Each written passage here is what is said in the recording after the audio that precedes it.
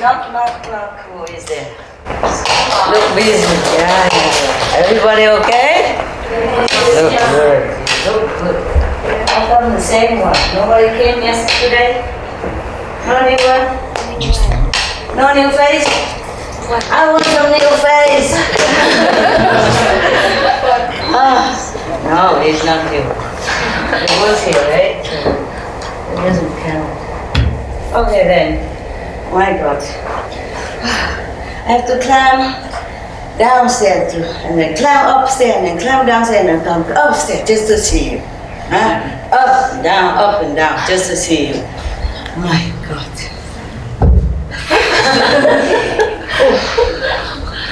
It's good I'm awake again. Today is a kind of drowsy day. Have you also been drowsy a little? It's not real, is it? Good. Yeah, anyway. Oh, just make myself look more decent first, huh? Okay, there you go. So did you sleep well all day? I know it. That's why I didn't wake you up. And it's good. More important is the night time to be awake, okay? Okay, today I read you a story as promised. My God. Buddhist story. I told you yesterday about one story that I didn't like because the Buddha allowed the monks at that time to eat meat as long as they don't see the animals being killed. As long as they don't hear the animal crying while they're being killed. As long as they know that it's not killed for them, who else would it be killed for? I guess if they go out and buy it, no? Or somebody buy it for them, then it's not for them that's being killed. But I guess I didn't like that at all. No. I mean, okay, I allow people for a convenient method. Yeah, to continue the way they used to live, huh? And then have to be vegetarian at least 10 days per month, huh? Okay. But they are lay people. What I mean is monks, should have compassion, should have a good example, should make good example of love, kindness, compassion, sympathy to all beings. No? Am I wrong? Yes? No. No, why you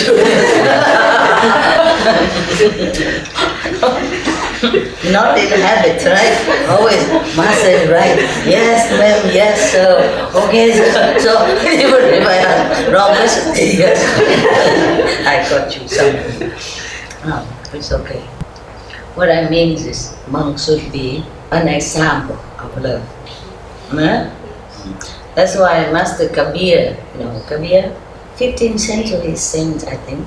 15, who cares? He died already anyway. He gone to heaven, so it doesn't matter which century, but I think it's 15.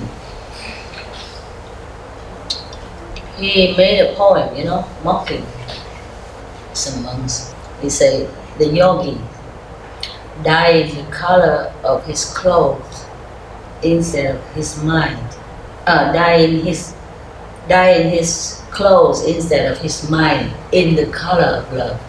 Because they wear pink, saffron, pink, the color of love. Yeah, it symbolizes of love, the pink color.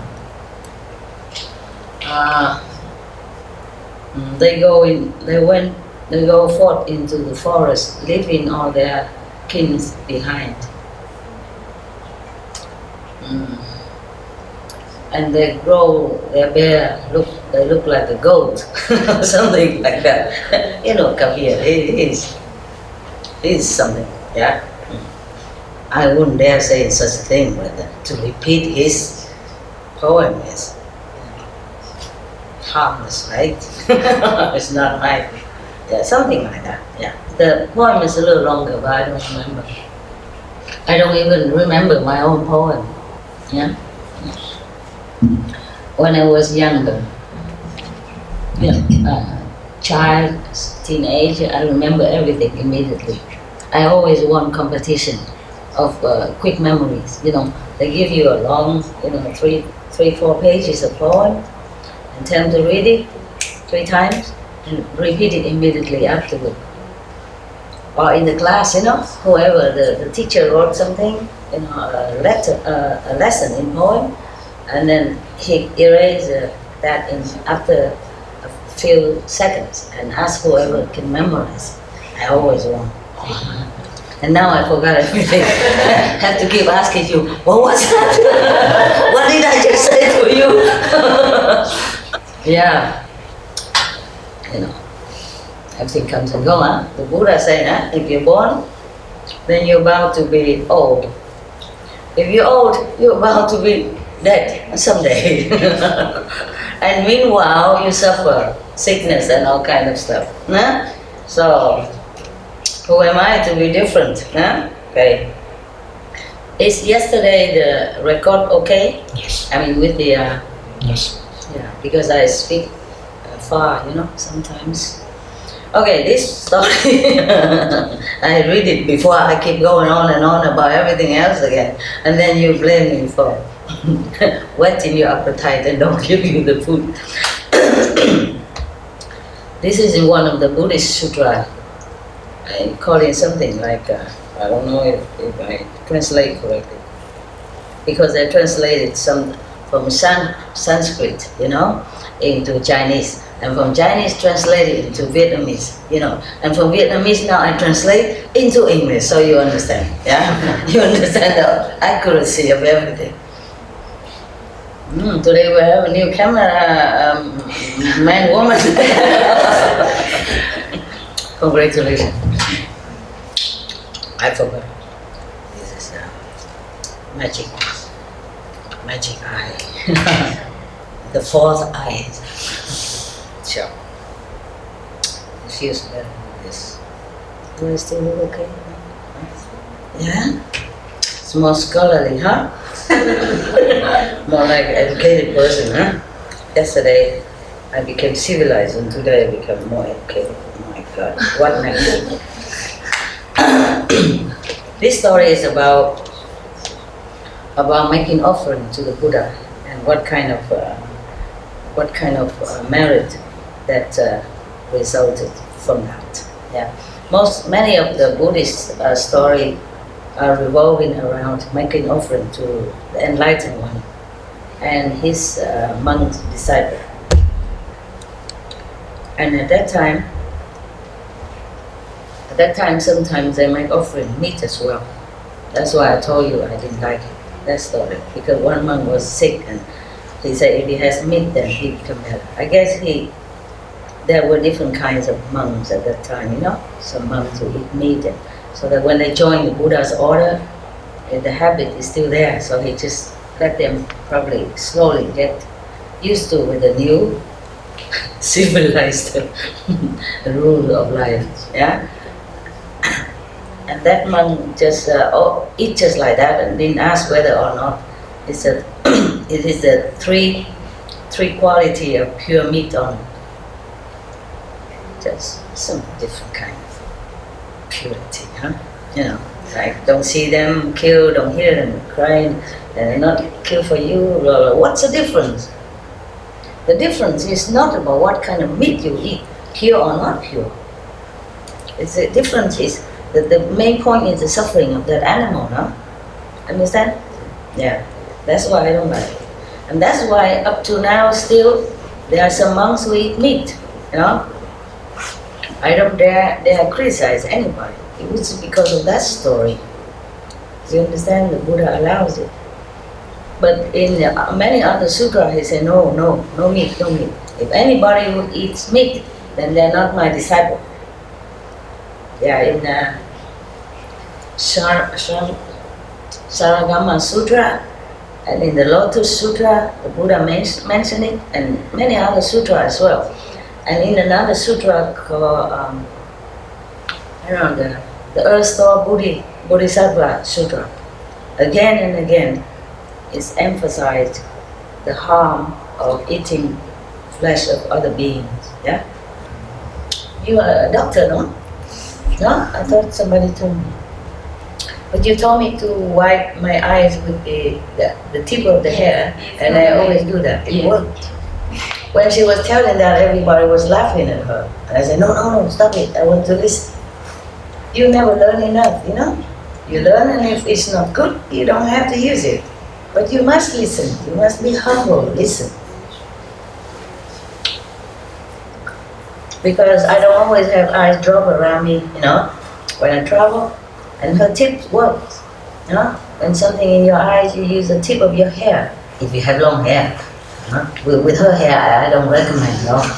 Oh, with the monks' hair, I don't recommend. No hair. When my hair's long, I can use it to rub it, and then somehow the hair is powerful enough to remove whatever in there. Yeah. But don't rub the end into it. Just rub it out, outside a little bit. Don't put the end of the hair in. It picks. It picks. It's a little sore, but it won't hurt. Okay. This story is about a man who has no money. And at that time the Buddha was alive, but so he wanted to make offering. Yeah, so he tried to do something. Yeah.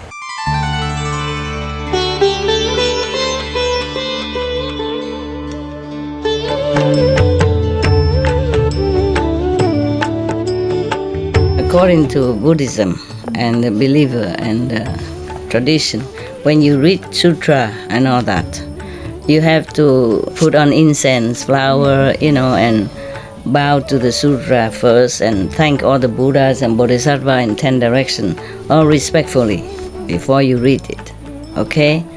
And then you cover the sutra also with silk, or, you know, beautiful cloth, and I just make it more popular. Yeah, more easy, simple. And I apologize to all the Buddha. I say if I done something wrong, according to the tradition, my heart is full of respect. It's just that I cannot always do that. So please, all the sin, whatever I've done wrong, is all on me. At least other people, they hear the names of the Buddha, according to the sutta, they will get benefit. Yes.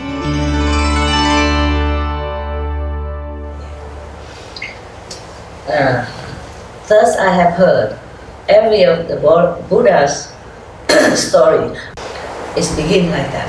Thus I have heard. Meaning, it was a true story. And Anand told the whole story from his memory. My God, what a computer. Like, God, this many tens of sutras. This all mostly came from Anand, of his memory. Incredible. So, thus I have heard, one time the Buddha was in, oh my God, they translate to the Vietnamese, so I don't know what's the English name or Sanskrit name anymore. I forgot. So we read it Vietnamese, okay? In the Save country, in the garden of Mr. Kapkodok and the Prince Kida. Please try to get it in the dictionary. I don't have anything with me. I travel too much. I have a lot of dictionary, but I don't have it with me. I told you already, my car is always full of dog stuff, dog's blanket, dog's bed. Dog's bed taking a lot of space already. 4 dogs. So the whole car, mostly are dog stuff.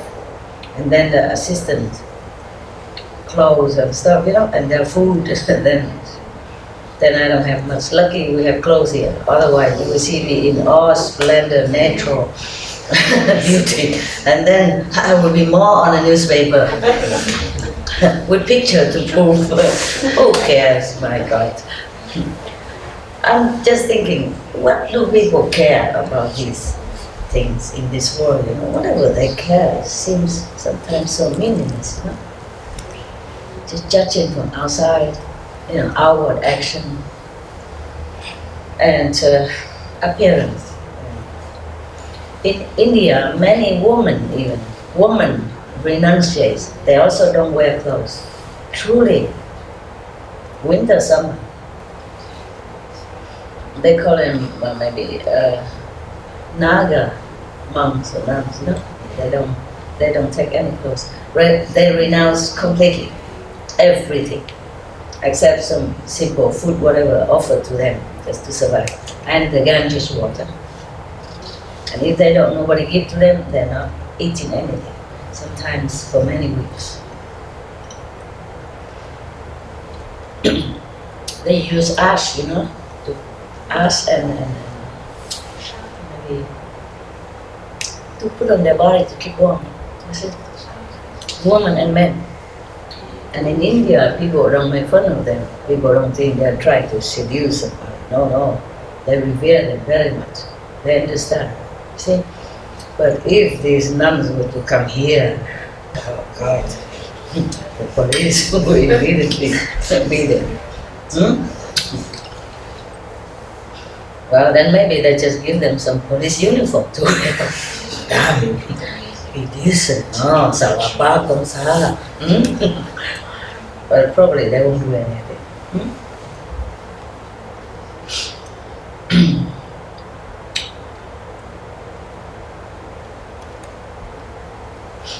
When I was first appear in the public in my mission, I was in America. One of the first lecture, I wore monk's clothes, but very new, not tattered, nice color. And one of the Vietnamese audience asked me why I don't wear, more tattered clothes if I'm renunciate. Like he said, in the old time, monks they wear very, almost like, very kind of tattered clothes, and not very clean looking, old clothes. Don't look very clean and nice like what I wear. At that time I wear a monk robe. And I say, if I wear like that, the police security outside, they won't let me in here. And then you won't be able to see me. And they say, in the old time, the monks and nuns go out and beg for food and all that. And there I sat with flowers offering and fruits offering right in front of me, all clean and washed and beautiful. I say, in America, if I go out begging, they will put me in some homeless quarter, lock me in or something. And they won't let me in here, in this beautiful building that they have arranged for me. I said, I'm invited here. And if people want to make offerings for me, fruit and flowers, then it's good for them. That means they're generous and kind and very courteous. That's good. That means Americans people are good. You should be proud of that. Proud of this courtesy and hospitality, And you will see later, I will share it to everybody. I won't eat all that. I'm kind of caring about this kind of thing. Don't even care or listen to what I say, anything important or not. I care about why I have flowers, I have fruits. Well, he can come and get it, I don't even care. If you do something good to somebody, then that means you're good, Yeah, whether it benefits that person or not, you are the first benefactor, yeah, because everyone see you that you are good, you're good heart, yeah, silly people. There's no end to whatever question they ask me all the time. That kind of question, I waste my time. Yeah. And then he also asked me that there is a bodhisattva in the old time, monks who always bow, prostrate in front of everybody and say, oh, you are Buddha, you're really a Buddha. I won't dare to offend you, I won't dare to look down upon you. So they call that monks never look down upon anyone. That's his name. So long like that. So he asked me, why don't I do such thing? I forgot what I answered. Maybe you look, huh? Okay, I really forgot. The main point is I want to tell you that people ask all kind of nonsense. You know what I mean? Yeah. If I wear dirty, tattered clothes, suppose the security guard of the gate let me in, suppose. Which they won't, I know that. I know that from experience. Then, suppose I come in, then probably somebody would tell me, you are a nun, huh? You should be more hygienically aware. You should wash your clothes, huh? And mend your robe, huh? Before you present yourself to us, huh? You don't have respect for us. Now we wear our nice clothes to come to see you, and look at what you wear. You see what I mean? That probably happened like that too, huh? And if I wear nothing, then wow. We don't want to talk about that. You know already, yeah? Okay. Yeah, this kind of world we live in, huh? We lose the main purpose of everything, of life. We just do anything and busy with nonsense, busy with irrelevant things, forgot the greatness of life, of human life. That we can be a human, we have this human body, it's great. We should appreciate it and use it for good reason, to be enlightened, and to know a greater purpose of life, to know a higher self, to know more the real powerful self. Greetings. Okay. At that time, we come back. I'm sorry. The story is short, so I'm trying to lengthen it by all kinds of other things. I don't mind, huh? You don't mind? Or you want to just read it? I can do it.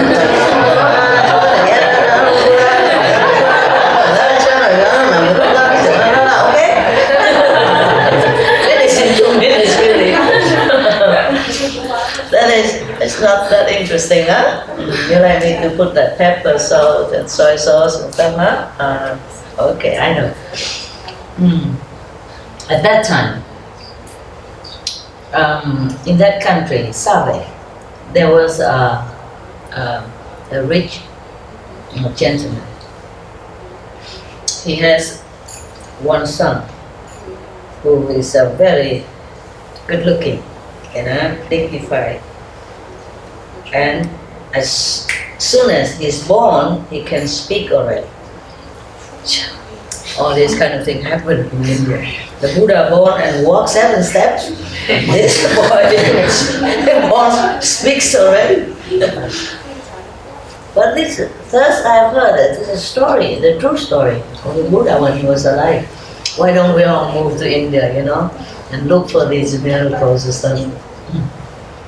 Even there was an Indian boy, a newspaper a long time ago, when he was 8 years old, he said he has his wife, his family, and in so-and-so village, name so-and-so. The house is at such and such street. And then they found it, it's just like that, and he has never traveled there. He described everything correctly, how his wife looked like, how he was just died, I guess, recently, and then still retains. Some people still retain the past life memory.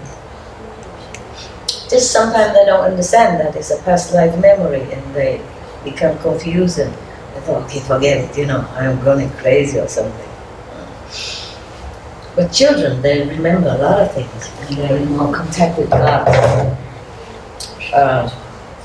until they became older.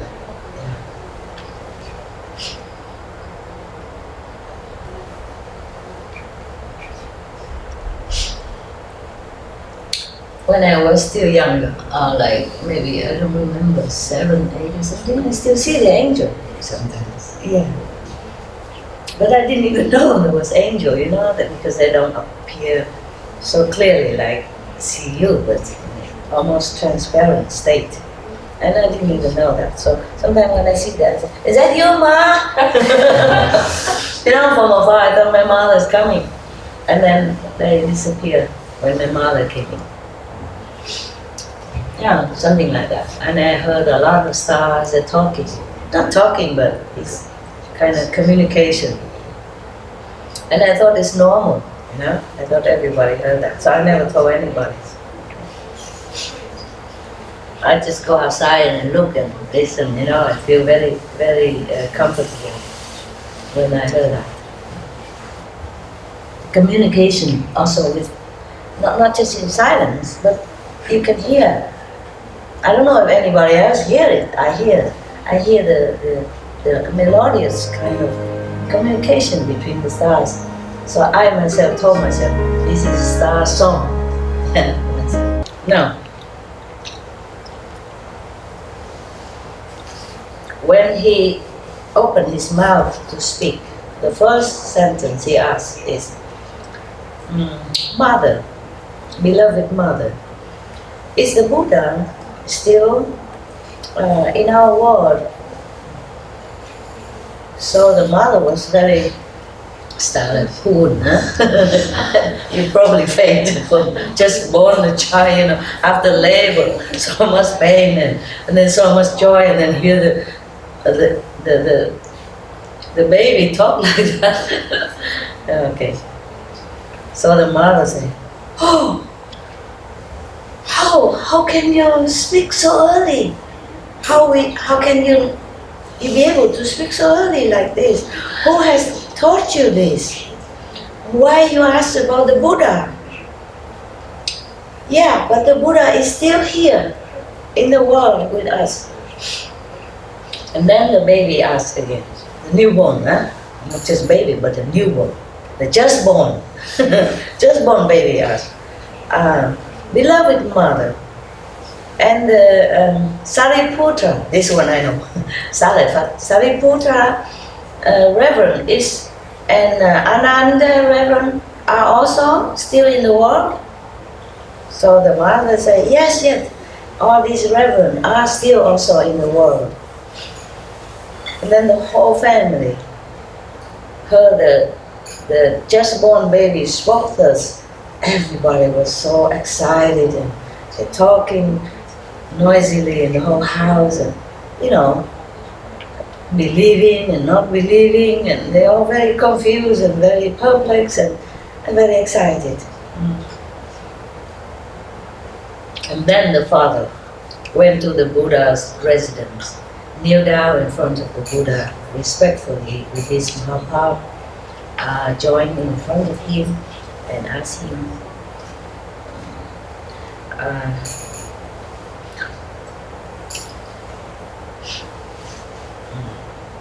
so I prostrate in front of you,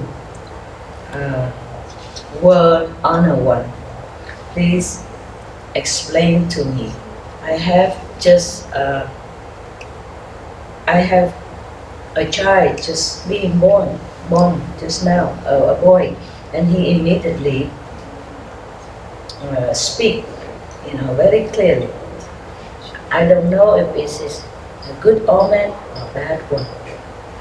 Would you please teach me, explain to me, so that my heart has no more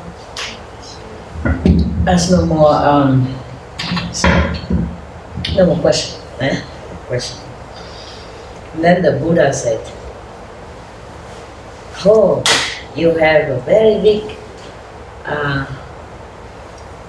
merit. Yeah, a very big merit. This boy is very good looking, very bright in appearance. In the future, he will make your family become greatly honored in this human world as well as in heaven. Do not be suspicious or questioning about him. Be peace and take good care of him." Okay, so the rich gentleman was very happy, of course, and then he came back home. And then The baby born, just born baby spoke again. Beloved Father, I would like to invite the Buddha and all his reverend monks to our house to make offering. Please, Mother and Father, prepare all the good seeds, beautiful, clean, and magnificent decoration, and make known the day that we can go and invite Buddha and the reverends. Then the father said to him, how will we do that? To invite the Buddha and all his reverends, monks, are not an easy thing to do. You know, it's not like Buddha would come to any houses any time like that, you know? Of course.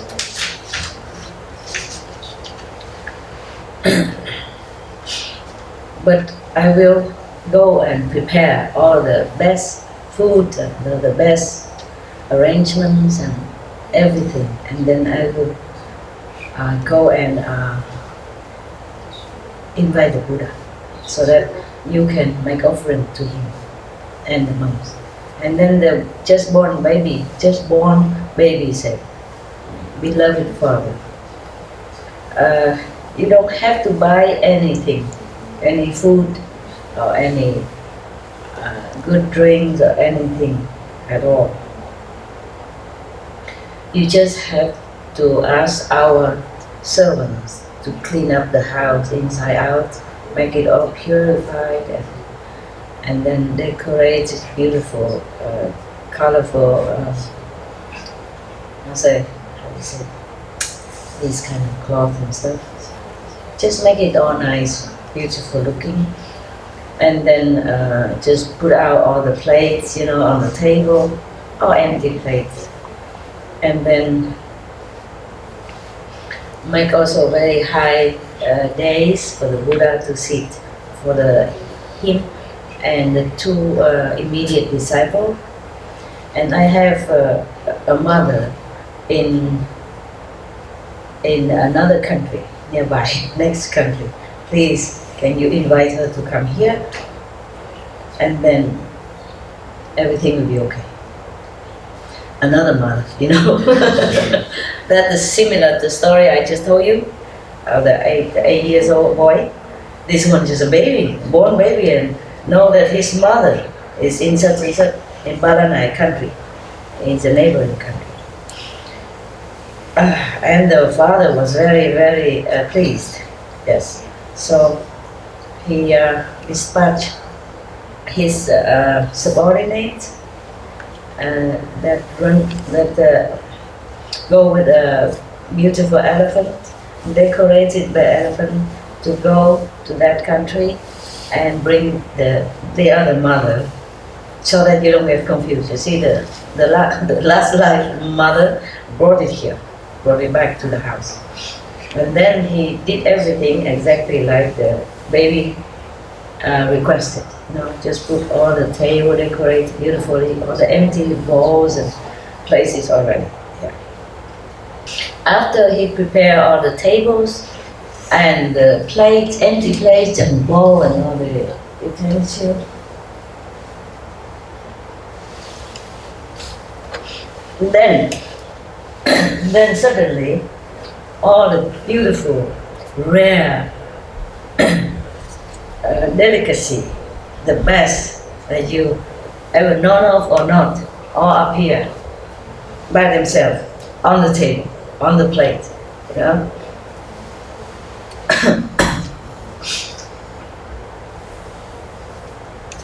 Okay, and then after that, oh no, I'm sorry, the three high days, one is for the Buddha, and one is for the last life mother, and one for the present mother. Oh, what a gallant, gentleman, huh? Good husband, huh? Yeah. So the Buddha sit, in a higher one, and then the two mothers sit on the lower days. Good. He prepared all that already, and then he came and said to the Buddha, Blessed Buddha, blessed World Honor One. They call him World Honor One, or Buddha, or Enlightened One, or, all kind of, he has all kind of reverent names given to him, about 10 of them.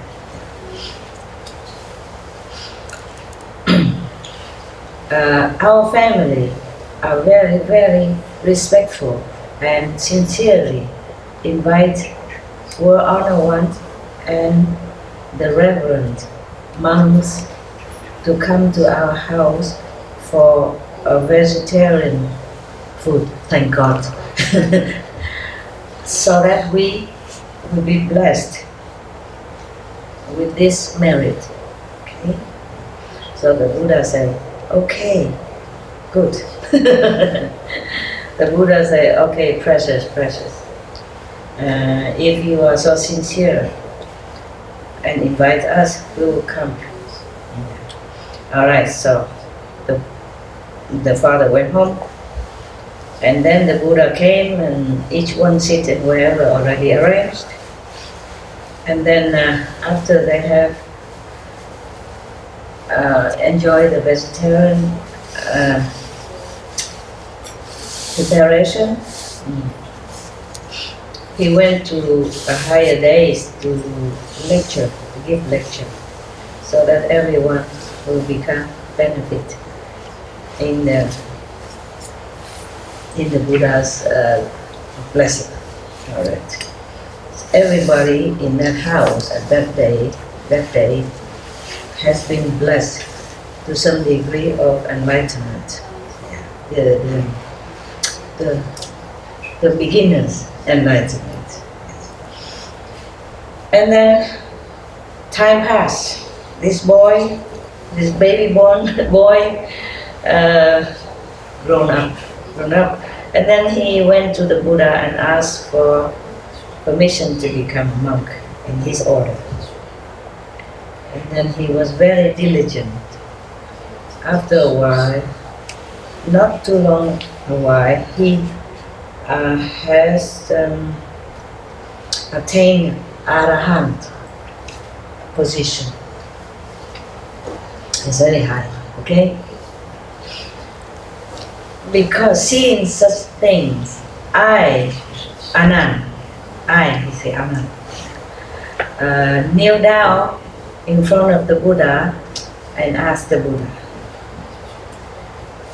prostrate, praise be Buddha. This baby boy, how come? By which merit that he has been born into such a rich family, rich and powerful family, and then also have such a beautiful appearance.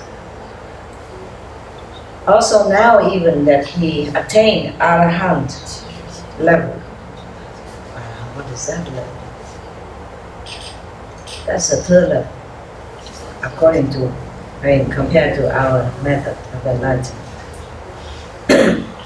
So, could you, World Honor One, please be kind and give us the answer? Yeah. So the Buddha said, Anand, listen. This boy, in the past life, he was in Balanai country. He was also a son of a rich family. After his father died, all the property and the richness has become dwindled until there's nothing left for him. So he became poor. What an impermanent country, huh? An impermanent world. Yes. even if you are born into a rich family, but if you don't know how to manage the inheritance, then also it will go. No? In Vietnam we say if you just sit and eat, then even mountains will crumble. Okay. At that time, even though he has the opportunity to meet the living Buddha, but he has nothing to offer anymore. So he was very, very sad all the time. No wonder when he was born, he asked immediately, is Buddha still alive? He met him before. Yeah, just a few months ago, I guess, before he was born, huh? Yeah. So he still remember, you know. That's why the first thing he asked is the Buddha still alive? Mother, is the Buddha still alive? Is Sariputra, Reverend, still alive? Is Anand, Reverend, still alive? Wow. Okay, so one time, and then one day, he thought about an idea, so he went to become a servant of a family in 1 year, for 1 year. And after 1 year, he asked the boss, you know, for one piece of gold. Yeah. What is that? Maybe just a small, you know, small piece. It's not 1 kilogram. They use different names here. I'm not acquainted with all this measurement of jewelry. I know about it, but I never know how much it is, you know, like 1 ounce, 2 ounce, 3 kilo, what. I just know 1 kilogram of gold, that I know. But lang, I don't know, maybe a part of 1 kilogram. Yeah, maybe, let me think. Maybe a couple of ounces of gold. And the boss asked him, oh, you want to marry or something? That's why you asked for gold? And the boy said, no, sir. Then why you ask for gold? You live in here, you eat in my house, you have clothes, you have a place to live, you don't need gold. Why you ask for it? So he said, sir, I would like to take this gold to go out and buy some food and nice fruit and every good things that I can to make offering to the Buddha and the monks. So the boss said, oh, if you want to invite the Buddha, then I'm very pleased. I will help you. I will also buy a lot of food and decorate my house and invite the Buddha and the monks for you to make offering as well. Would you like that? He said, oh yes, of course. This I added on. Because look, it's not here. Sorry, I have to be honest, you know. It's not written here. But of course, wouldn't you, huh? Wouldn't you say, I would like that, huh? Thank you, sir, huh? Okay. Yeah, he did say that. Oh, that is precious. That is very kind of you. If you and Madame has such a generous heart and help me like that, it is immeasurable merit. And then the boss, you know, take care and tell other servants to go out and buy all the best food and everything, prepare everything, and then ask someone to go and invite the Buddha and the monks for the lunch. The Buddha at that time don't eat after lunch. The monks also don't eat after lunch. That was the law at that time for monks and nuns. Monks in India. Nuns came after. There was no nuns before that. They don't allow women to become in the assembly of the renunciate. They worry the temptation, maybe. I guess. Sit far away a little bit, okay, huh? We don't have monks here, but we have men. Just joke. Okay. And then the Buddha and the monks came and accept the offering, of course, and they had lunch. And then after that, after Buddha told everything up to here, and then he reminded the Buddha, the Anand, that Anand, the poor boy who has became a servant to have financial ability to make offering to the Buddha and the monks, just one lunch. After that, and this is this one now. This is the one that attained Arahant. This is the same boy, yes. Because he was so sincere in his heart to make an offering, really sincere and reverent. Therefore, after he died, he became the son of this rich and powerful family. And then because of that, he attained Arahant level so quickly. Yes. And then from now on, humans and heavenly beings will continue to make offering to him. After the Buddha told the assembly this story, everyone was so happy, pleased, and their faith has multiplied. And they believe that making offerings will bring immeasurable merit. Okay, that's done. Finished.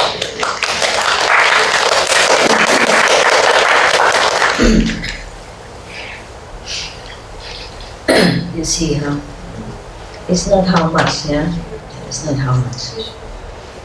Because 1 year working, probably he earns, if he live in the house and have food and everything already, then probably he earned at that time would already 2,000 euro, for a year, something like that, huh? And for that he probably cannot buy that much, But because he's so good, the boss also helped him. It's not about how much, Even in the Bible, I remember the story of an old woman, who came and gave only 2 cents offering. And Jesus said to them that 2 cents or $2 was more than all of these rich people that have offered before. I remember something like that. Okay, you good? You happy, yeah? Yes. There are many other stories, but I make it short. Similar story, okay? Like another person, some miraculous stuff.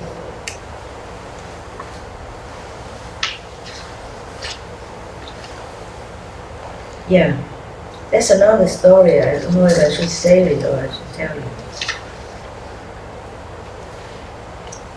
Well, 2 different kinds of stories, but similar, okay? And then they also make offering to the Buddha, and the living Buddha at that time. And then afterward, they reborn again, like one person. So I don't have to read the story again, yeah? Another boy, he is very poor. He has nothing to offer. But he loved the Buddha and he respected the Sangha. Sangha means the assembly of monks, at that time. So he was very sad. He don't have nothing to offer. But when he saw the Buddha and the Sangha passing by, he just spontaneously, took some of the pebbles from the street. And different colored pebbles, the pebbles sometimes they look different. And then he just, with all his love and heart, he kind of throw it where the Buddha and the Sangha was walking. And after that he's reborn again. He met another Buddha, different Buddha, or maybe the same Buddha in the next life. And he also attained enlightenment very quick, high level of enlightenment very quick. But before that, when he's born, everywhere he goes, he has some kind of jewelry in his hand, some precious stones. all the time. If you give it away, then it comes back again. Just the stones will become precious stones because of the heart, because of the sincerity and respect for the Buddha. It's not that the Buddha wants anything, truly, because he has magical power too. He can manifest things for himself. He don't even need food or things like that. So he just go around and let people make offering to him, so that the people, whoever sincerely make offering to him, will have immeasurable merit and attain enlightenment in the future life or in this life.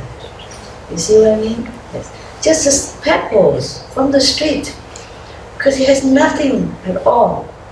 It's because he has no time anymore to even think. So he just took the pebble, a handful, 2 handfuls of pebble, and just throw it, after the Buddhas and the monks gone as offering. Like that. Oh, I guess. Goosebumps. And another boy, in another story that I read in same book here, same sutra, another boy, he also very poor. He has nothing to offer the Buddha and Sangha, but he was very sincere and he really believed in the Buddha and respect the Buddha and the Sangha so much. At one time he saw the Buddha and then he just gathered some of the wild flower from the field and make a bunch like that and make offering to the Buddha. And the next life, when he was born, immediately flower from heaven raining down on him, raining down wherever he goes. So of course the Anand asked again about these 2 stories. Then the Buddha told, as I told you. Okay? I make the story short. Otherwise, every story I make it so long. You see, similar, so I don't have to read one by one. Okay? Just in case we don't have time anymore. Wow. What a beautiful story, huh? Beautiful story. You have enough for now? Meditate, right? Okay, let me think of what else or not. Okay, this is very interesting, but I'm not sure if we read today or tomorrow. Huh? Tomorrow? Okay, good. Then you go sleep. Meditate. You go sleep, huh? Or meditate? Meditate. Huh? What? Meditate. What? Meditate. Meditate, yeah. Not sleep? Wow. How impressive. Really? When I saw you in your transparent mosquito net, I saw someone you meditate very well. Some only like 45 degree concentration, but the other complete 360 degrees on the ground. Yeah, wow, impressive. Yeah, it's okay. You try your best, all right? Nobody's here to measure how good you meditate and how long. Just sincerity, okay? Do what you can as your body allows you. Because the body has been worn out also with service in this world and with a lot of anxiety, responsibility, stress, yeah, and karma. So I understand. I also, when I sleep, I just sleep. Honestly, I don't pretend to meditate. I try the best that I can, but when I'm tired, I let the body take a rest. Because sometimes I cannot meditate too long either, I'm not allowed to. Yeah, you know already, I told you, huh? Even nowadays, sometimes it changes. I can meditate many hours, and then someday it changes, like, okay, this place too powerful. Only 29 minutes. And the next one, 25 minutes. And the other one, maybe just 3 minutes. So I can't even close my eyes. I have to keep watch on the watch, I concentrate without the eyes closed. Because I have to jump out at 3 minutes, you see what I mean? Yes. So do what you can, huh? So if you see me stretch out on the floor or something, don't laugh, okay? Yeah. Your master is good. This is good in some way, no? Yeah? Or not? Yeah. What do you think? Good, huh? Yes. Okay. Good. Even if I don't meditate here with you, I meditate nearby, huh? Okay? So we meditate all the time. Yeah? Even when you don't sit, you think of meditation, then it's fine. Alright? I go home now. I go there and make myself more comfortable for meditation. And you know I'm right here, okay? You know that, okay? I don't have to sit here, no? Do I? No. All this stuff and glasses and stuff and the aircon, you know? Yeah. You need the aircon. It's good. Just that I don't feel too good with the aircon. It's for me, right? Okay. Thank you. Thank you. All right, huh? See you. Have a very good meditation. And remember, I love you. Honest to God. Okay. You know that, don't you? Yeah? Because if I don't, I wouldn't have come here. Just for a handful of people. Nah? Because it's more fun to have a lot of people, hoorah, hoorah, and all that, you know? You feel so treasured and appreciated. No, I don't care. Okay? They will know all this through video or internet. So I don't have to have a big audience. Of course, they want that, but I don't know. I just do it now spontaneously, naturally. Whoever comes is good. If they don't come, then watch me later. Yeah? Okay? Ciao, ciao. Love you. Yeah. Thank you. Yeah. You sleep well, huh? I talk like song, huh? Yeah. Okay. 这个下去一个人就好。没关系，我有这个，我就跟你说，你先走出去，转过来走，不用看。你走上去。If you are a gentleman and you go down the stair, you go first. Understand? And if you go on the street, then you walk on the traffic side. If there's a woman next to you.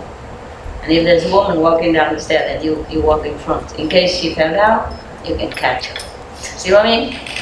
And you're the one to protect women. Yeah. There's a song, very nice, Euro song, isn't it?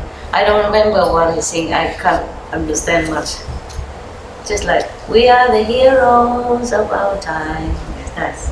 You are the heroes of our time. Of your time. Because you try so hard to be good. Thank you.